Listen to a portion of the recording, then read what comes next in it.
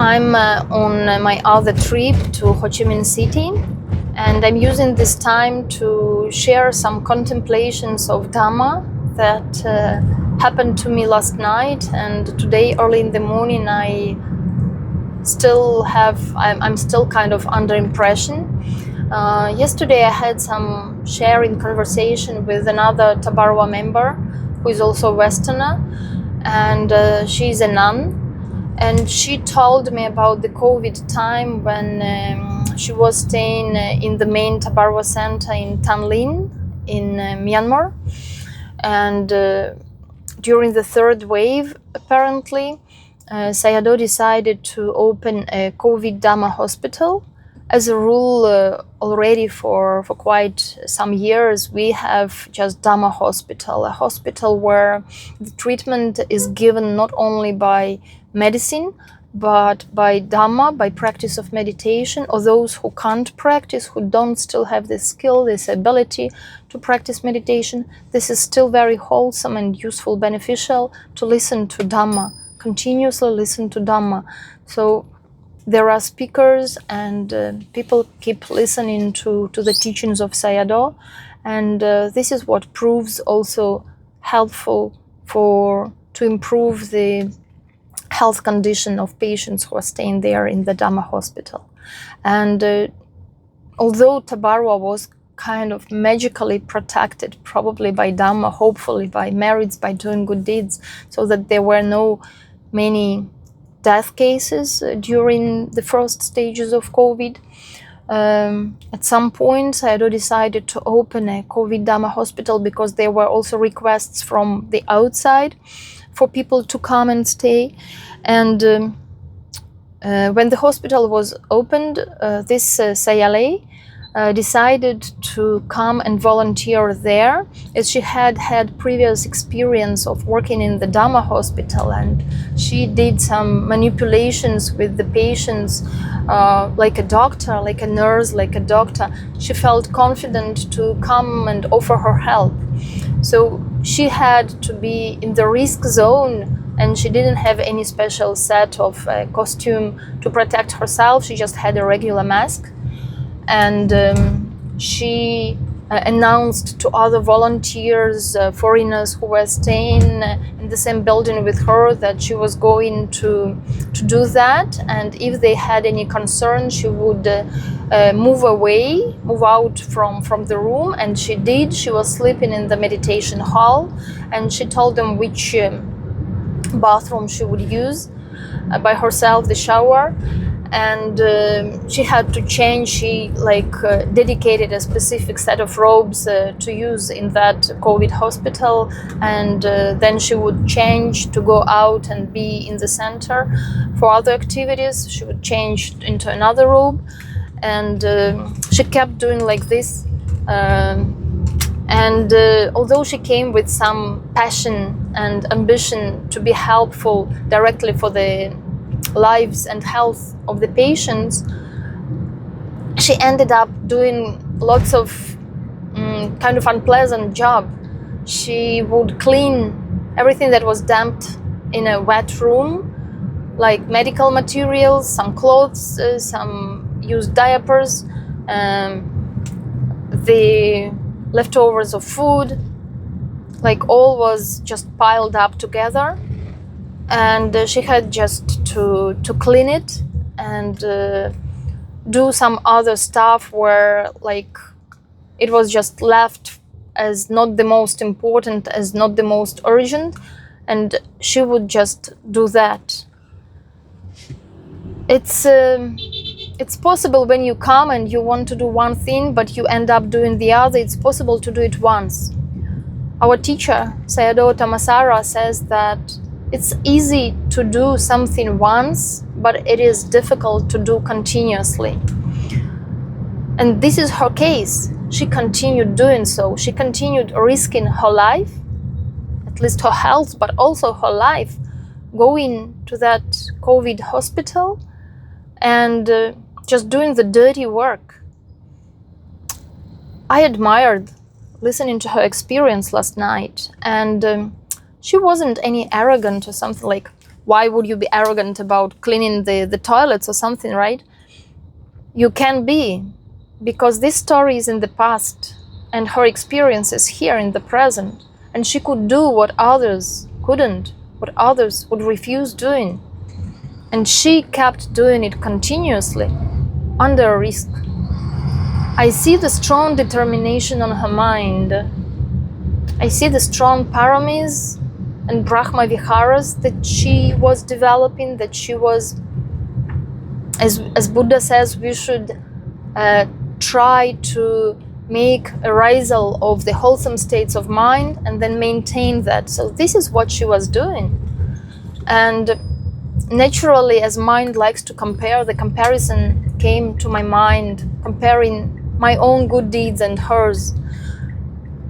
And I mainly practice meditation and share Dhamma, like now. And it is supposed to be the highest good deed. And at that moment, last night, listening to her, I was trying to put myself in her shoes in that situation, in a way doubting how I would do that. Well, I know my faith in Dhamma and in the path is very strong, and my determination to practice Dhamma is strong. So I know, and I also do. I clean bathrooms, toilets. I also collect trash to reorganize the overfilled trash bins. But still, that was like, yeah, I know I would also try to do, but this would be like a huge effort for me, while she was just doing it. She chose to do so. So high respect and mudita as real joy, but also big gratefulness that such people exist and they can do like this, appeared on my mind. But also that very comparison. How can it be that just practicing Dhamma directly, meditation and teaching Dhamma are the highest good deeds? How can it go at all in comparison? But when I know that understanding Dhamma and practicing deeply Dhamma talks about the full, complete liberation, not just liberation from a disease, not just liberation from one suffering of death and life, but complete liberation. And by doing so for ourselves, we can help also others. Well, I can direct my mind in understanding why this is the highest good deed. But at the basics, yeah, it feels like she's great, she's my hero. And she has no arrogance, as I said. She was just telling the story, mostly sharing because I was asking. And I was going into details because I got really interested in the condition of her mind and how she could have such determination and how she could keep doing continuously. I also understand and want to share to others that this is good, to have those wholesome states of mind that arose on my mind, appreciating what she did. But this is wrong, to grasp and attach that someone is doing something. We should understand that life is about ever-changing, selfless, impermanent nature, which is not abstract, which is true. Her life brings her experiences of that type. My life brings me experiences of this type. Doing good deeds is not about theory. It is very much about the practice. So potentially we can discuss and talk and contemplate, but it is exactly in the situation where life puts us and we see that something is required, some good, wholesome states need to be generated always, every time, in every situation, in every place, in every time. And this is when we should do what we can do. So in her case, in the picture with the personage that she plays, she is put into those conditions. In my case, I'm put into different conditions just due to the law of cause and effect, and due to the exactly conditions happening.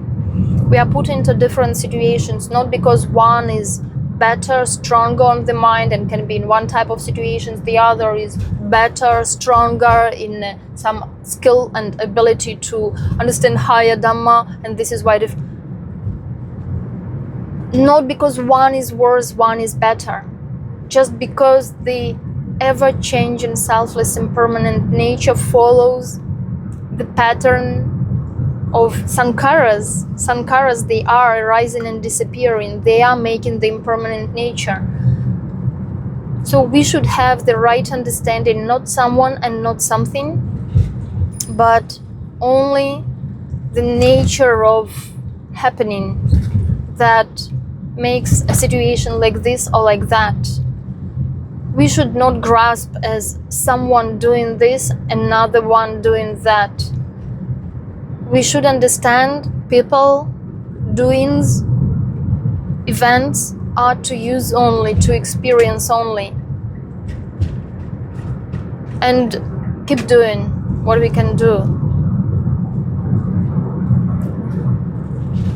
So once again, I contemplated like that last night, and I see how many good merits she gained through that situation, so that next life she might have already other situations happening in her life. Her health will be taken care of, her surroundings will be taken care of, and she will be able to practice just Dhamma mainly with her mental action, not only physical and somehow mental action.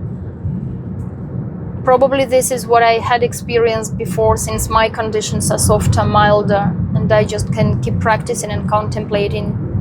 And I'm sharing to you so that you also see the examples of others and may reflect on yourself, but without grasping as self, knowing that we are living the stories which are presented just to use only. And keep seeing the ever-changing, selfless, impermanent nature as the real happening.